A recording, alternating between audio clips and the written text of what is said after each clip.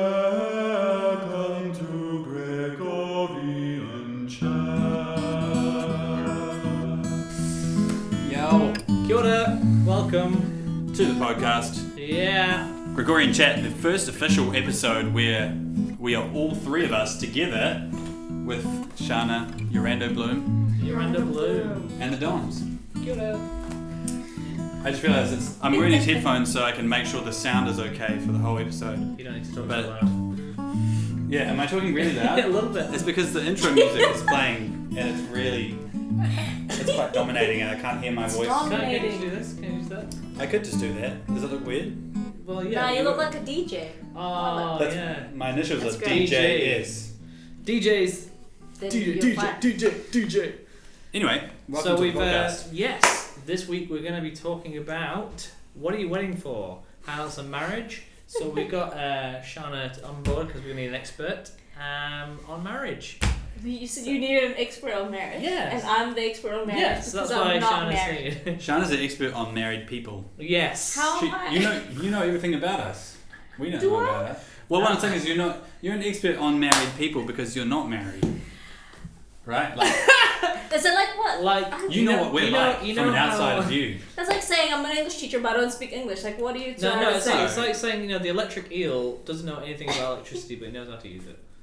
You don't know about being married, but you know a lot about married people. So anyway, That's what we're talking I'll about. take it. that's what we're talking about. I just wanted to get out in the open and start off with, but I've got a question for you. Okay. How's it going? It's going very well. I thought you were going to turn that. I was like, which way is it going to go? Yeah. It's going well. Someone asked me how. Yeah, what have you been up to recently? Well, I'm in term holidays for school, so I get Yeah. 2 weeks. Not 2 weeks off. Got a lot of work to do. But it's good to be here, back at Newman Hall. I came to prayers this morning. It felt like old days Yeah. when yeah. we'd pray in the morning before work. So I'm doing very well. Well, that's cool. How are you guys doing? I'm Actually, pretty- let me just skip you. I'm just going to go straight to Shana. Thank you. Because you just skipped me like last time. Ladies first. I'm good, man. I'm good, everybody. You know. Right. Yeah. Anyway, that's all. I don't know what else I'm gonna say. Well, What have you been up to recently? I moved into a new flat. Is that right? I know. Prayers, please. It's good. It's really good. I have my own room and my own bathroom. Yeah, It's yeah, yeah. great. But I'm still staying in my parents' house until Thursday because there's just a Yeah, lot of stuff so- happening. I'm saying. Just transition. Chance to transition. This is hard. You know, Okay. as long as you're not living in sin. Also, you're starting up the How do you know? Now I see. doing the cafe. Yeah. We have. So if you guys are free next Tuesday, we have a Catholic cafe happening.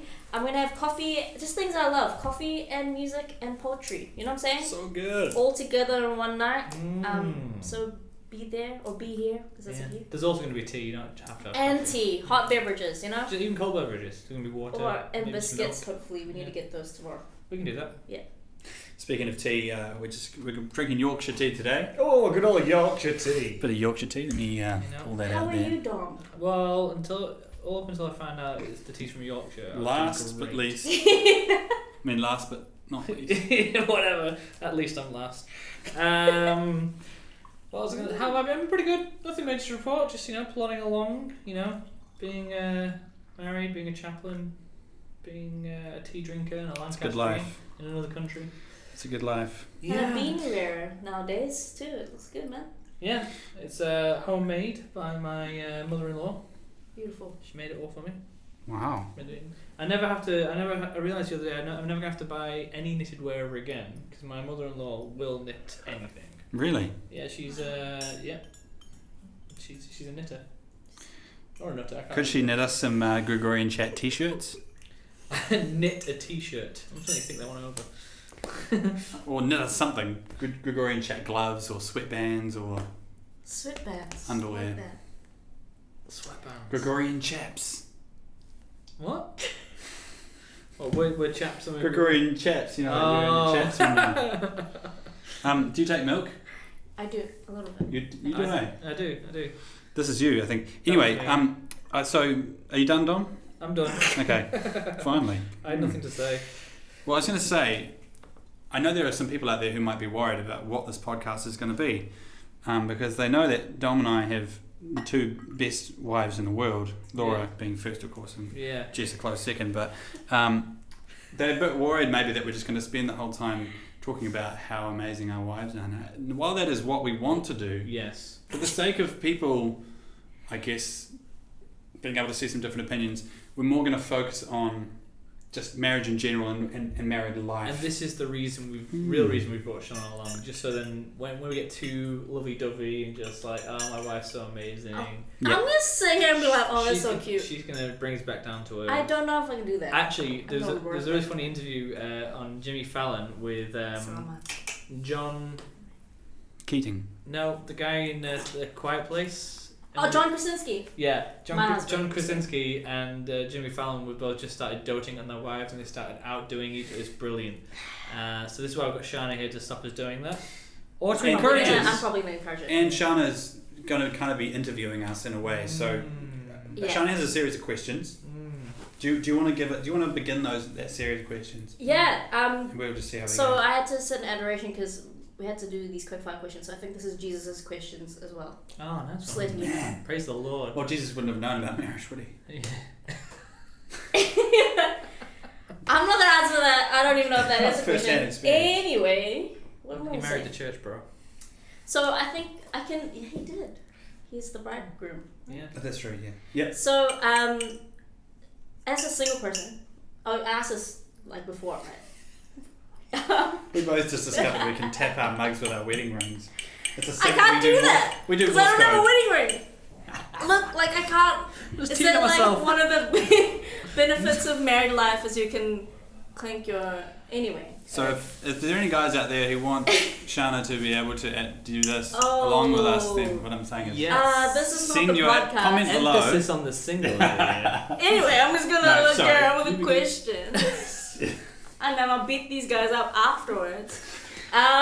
So what is like, is there a big difference, like transition wise, in terms of dating into married life? Like, what are the big differences? Because some people are like, oh, we'll date for like 8 years and never get married.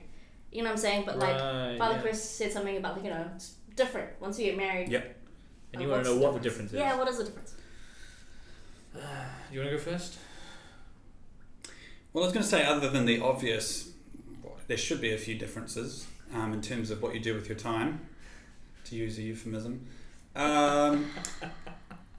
That's a big difference. But I think, no, obviously some fundamental differences. If you, let's say that you're doing it the way of the church and you start living together when you get married.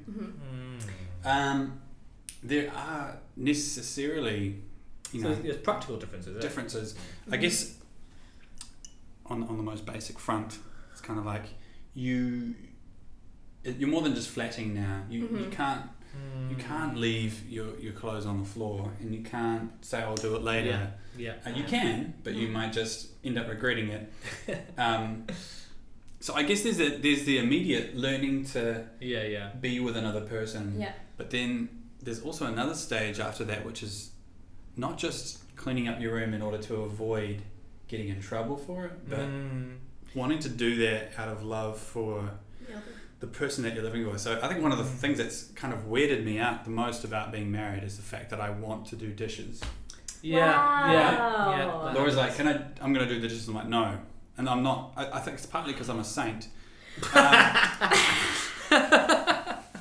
I'm kidding. And this is not some kind of like, I'm a saint therefore. It's just like, it's weird that you have a desire to do something you would never ever want to do. Desire to do, but it's because you don't want to do it that you don't want to make the other person do it. Yes. And I think living with a girl is very difficult, being a guy. I think you said this is like, from a guy's perspective, you just realise how disgusting guys are. I was going to bring that up. Yeah. We are. I mean, not because you guys... You know what? I've been working with her for a couple of months now, and she's just all coming out in this podcast. No, but yeah, you realise it's like, oh wow, actually that is rank, and actually no, I am, I just leave things everywhere, and you start having different appreciation. Like another one for as well as dishes is vacuuming. That's my thing as well. I vacuum the house, and therefore I'm very, aware of the different things, and like because you want, you go from thinking like, oh, I want to get the latest, like, I don't know, iPhone or something, to saying, you know what, there's this really good frying pan on the market at the moment, and I've got a killer deal. We've talked a lot about frying pans and vacuum cleaners. Yes, and yes. Yeah. And I think also one of the biggest differences between being single is, just when you're single, it's almost as like you're kind of invincible. You can do whatever you want, whenever you want, however you want to do it. But all of a sudden you get married and no, two become one. Yeah. And sometimes half of you doesn't want to do something. Wow. So you got to be split personality disorder kind of thing. Yeah. Because I was thinking, this is leading on to the same question as well. Because I went to a wedding once and it like hit me. I was like, man, these guys are actually, it's like that whole two become one thing. It's like they're gonna be sharing a toothbrush. You know what I'm saying? Like they're gonna be one. Do you guys share toothbrushes? No. We don't. They're lying. But I'm just saying, it's just like this thing of, I think you guys were talking about it before, how, when you make decisions, like, you guys have to think about the other person. Like, tell me more about that. I don't know. But you kind it's not even, it doesn't even become about like, oh, I guess I've got to consider Laura or Jess, like you just, I don't know, I guess you just do it. Why would you be but it's more than just a series of not loopholes. It's more than just a series of hoops that you've got to jump through. Right. This is what I want to get from whatever. I want to buy this thing. I want to do this with my money, and I've got to get through my spouse to get there. Yes. It's there's more than that, and I think recently we had our first year anniversary, and some people were like, "What's your wisdom from your first year?" Mm-hmm. Yeah. And I think the biggest thing when I think about it was, it's nice to be needed. Cool. And to need someone, and a lot of people see that as a very negative thing, and they think, well, you shouldn't be a needy person, and if you in a relationship, it sounds like you're getting whipped, and you can't do what you want. But in a sense, it's like it's a really good and healthy thing to get home after a hard day and be like, I just need to talk to my spouse, and I need to get that off my my chest. But the way that life works often, especially if you're both working or whatever your situation is that I've often found there's one person who's going through a particularly challenging time, while the other person can act as more of a support role. So for instance, when I started dating Laura, she was doing hectic work hours, and I was working as a chaplain. So my life was like, this is super cruisy. Yeah, I'd get home after work last year because he wasn't doing anything. Yeah, it was cruisy. Yeah. No, but it was a lifestyle job, and I get home and I'm like, cool, I've had a great relaxing day. I'm ready to do some stuff with you. Yeah. I'm ready to have. So what happens with like Wedding that? I just. Anyway, what I'm saying is, but now that's almost changed because not completely. Laura has a busy job still, but I'm a teacher, and so I'm very busy, and I rely a lot upon her when I get home and emotionally, and I don't know. What do you think? Yeah, I think I forgot what the question was mainly, but I think there is a beautiful growing together, and having been like married like 4 years now, it's kind of, I've enjoyed every year of my marriage, but like last year and this year so far have been like the best years. Like we've just enjoyed it most, and it's not like you hear, oh, you're in your honeymoon period and then it doesn't get as good, and it's like it just seems to be getting better and better, and it's that kind of growing together of kind of smoothing out each other's edges. And like just it's such a privilege that I think that like Jess would ever change anything of her personality to suit better to me, and I know that I look forward to saying, oh wow, she prefers it if I don't do that, but then I keep mucking up and stuff. But yeah, so I think that's one of the things that I've really enjoyed about being married so far. Wow. Oh, and they're gushing about their wives. Sounds really cool. I'm gonna encourage it. Keep it going. So I was thinking about like, how they call like the family the domestic church, right? So I was wanting to know, how has your prayer life changed from being single to like being married? Do you guys like pray together? Is it like, what's the thing? What do you all do? Well, actually, I think this is one of the things that like, especially Well, I mean, your prayer journey always changes, but like I've always been like I'm a doer. I get things done. I'm like, rosary, done, let's do it. 6 rosaries a day, sure, whatever. As long as I'm praying with somebody, I don't care what's going on, really. And like also being a chaplain, I've always had this life of where I've been right next to a chapel, so I can do adoration regularly. Yeah. But then when it comes to getting home, also because Jess she's an introvert and I'm an extrovert, so I'm like, that's a different thing to negotiate. But so I'm like, all right, let's do prayers together. Like, let's pray together. And I was thinking about it too much, and I prayer is this thing here, and we need to be doing it together. Right. And I think it was Saint Jose Maria Escriva said that the modern day apostle's holy hour is an hour of study, and I would extend that to say the married person's prayer is like doing the dishes. It's loving your spouse in a way, and like offering that up. And so that's my personal prayer. And then with like praying together, again, I'm a big fan of the rosary and stuff. Jess is like, it's not, I like it, but it's not my favorite thing. And so we just find little things like the Angelus is a good thing, and make sure that we pray graces rather intentionally. Yeah. It's just lots of little things rather than focused. Right, okay, we got home from work, we're going to do a holy hour. We'll do some praise and worship. We'll do a rosary, and we'll get to church or something. But yeah, that's kind of what the prayer life's been for me and Jess. I think that prayer life and negotiating it is always something that falls prey to practical things. Yeah. Like time. And so you've really got to schedule it in. In a sense, I agree with what you're saying, Dom, about how, doing the dishes and stuff is a prayer, but I'd also stress the fact that couples need to make time to not do the dishes and to not, once they've done the dishes, to pray. And I'm not saying that because we're really good at it. I'm saying it because we're really bad. Yeah. And I think, like you said as well, when I was single, it would be very much if I'm on a buzz to pray, I will pray like every day.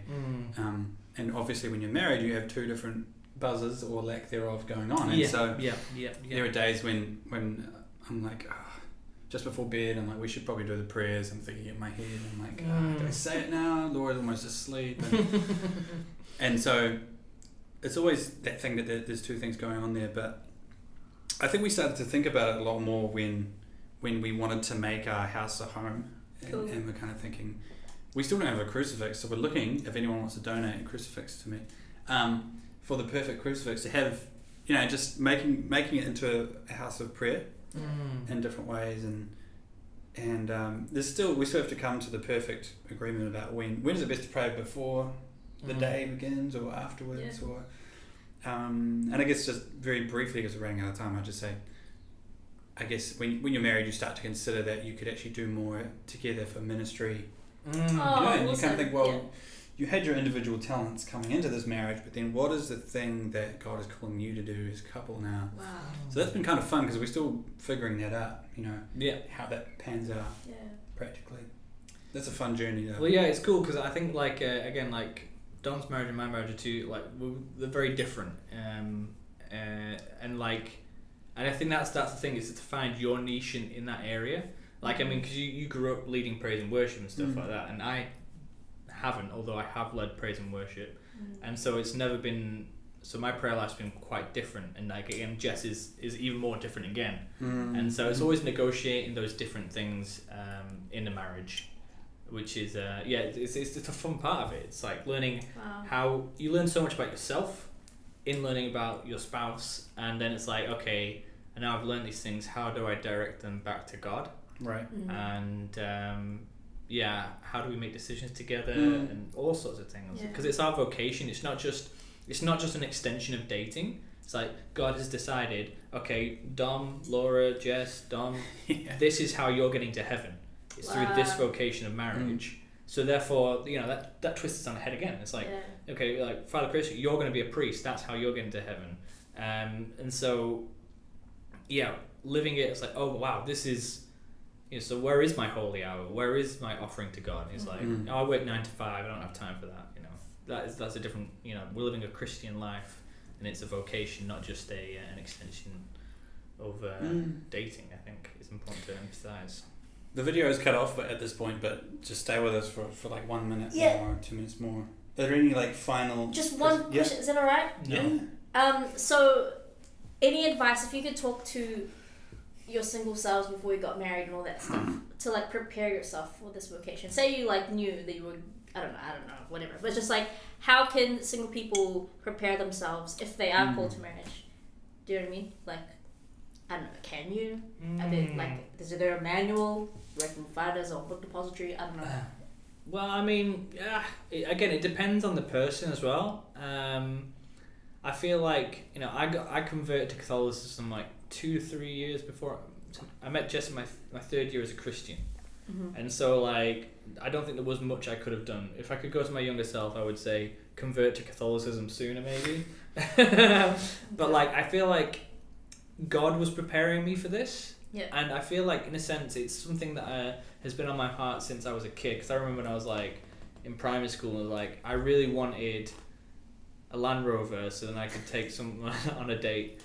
Yep. And it's sort of like, and I wanted the white picket fence, and I wanted a wife, I wanted a family. Cool. It's something that I've always wanted. So in that sense, the only way you can prepare yourself for it is to work on yourself and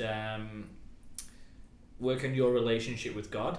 And I think that goes for any vocation really. Yeah. Because God has it in mind for you, and He wants you to do it. So ask Him, and He'll refine you, and He'll direct you. Yeah, and I guess I would say it's if you feel like you're called to marriage, but you haven't found someone yet, or you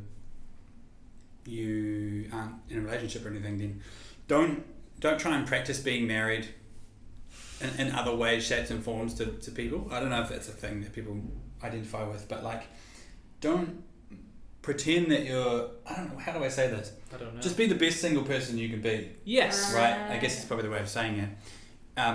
Because people who get married are not, there's no qualification. There's marriage preparation. Yeah. But that's something you do once you've found the person who's right for you. It's not that you find someone. Yeah. There are heaps of kinks. We go through marriage prep, and then going through that helps to chip away at those chinks, and then you're ready to get married. It's like that's not how it works. And so I think, like you're saying, work on yourself, find out where you stand, and because once you know where you stand, then you'll find someone else who's willing to stand in the same place as you. But also the great thing about marriage is that you get challenged every day. Oh yeah. Like, why am I standing here? Well, I've been standing here for ages, or should I be standing here? My spouse is doing something else, and I'm challenged by that, and so it's really, yeah. How do I advise this? I guess it's like, in short, just be the best you can be at the person you are, and that's no one's going to be attracted to someone who's already married. I guess is probably the sense. It's like.